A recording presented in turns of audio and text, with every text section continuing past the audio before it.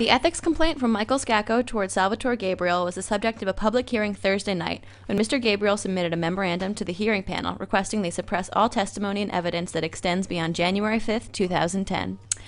According to the memorandum, on May 20, 2010, Michael A. Scacco, an employee of the City of Stamford, filed a 4-count complaint with the Ethics Board, alleging that Mr. Gabriele, Joseph Tarzia, and Robert Kohlenberg violated Stamford Code of Ethics. You can find a copy of the Code of Ethics on the government website.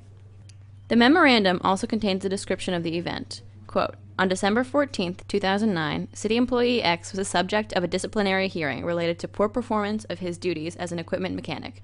A few days prior to the hearing, Joseph Tarzia, the chairman of the Board of Finance, and one of the subjects of this complaint, asked Ernie Orgera, director of operations, to intervene to prevent the termination of X's employment. X was subsequently transferred to Schofield Town Yard in lieu of any punishment. Mr. Tarzia intervened for X because they are friends and because X is a political supporter of Mr. Tarzia. X also received special treatment because of his relationship with Board of Representatives Mr. Sal Gabriele, a political ally of Mr. Tarzia. End quote.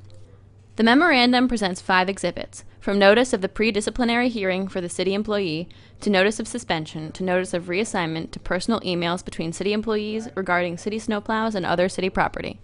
After the pre-disciplinary hearing, the city employee was suspended for 5 days, December 28, 2009 through January 4, 2010. Upon his return to work, he had been transferred to another city location. The memorandum concludes that, quote, the board should order that no evidence relating to events after January 4, 2010 are admissible, and the panel should be precluded from attempting to argue about any purported violation other than what is memorialized in the findings, end quote. The hearing panel, which is made up of 3 Board of Ethics members, unanimously voted to deny the memorandum because they did not want to limit the scope of the investigation. To overrule or to deny the motion, obviously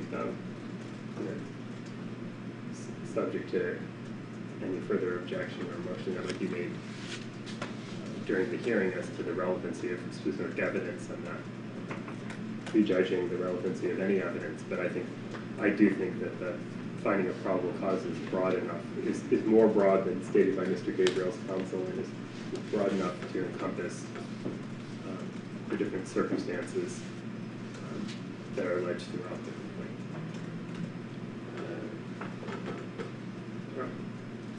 Sarah? Okay, that's all right. That's a compliment, yes. I think if the investigating panel was just looking at the disciplinary process, the suspension to determine the probable cause, then they should, the time should be limited. However, I feel that the complaint was alleging harassment and the actions presented to support that harassment and what had occurred by Mr. Gabriele, so I feel that it should not be limited. Yeah, and for me the clearest thing, I think, unless the investigating panel specifically dismisses certain allegations in the complaint, so that would be cut and dry, which I don't think they do. So the fact that they don't specifically dismiss complaints, I think, allows us as a hearing board to also refer not only to the investigating panel's document, but to the original complaint. So that would push me to deny as well. It's unanimously, the motion is denied.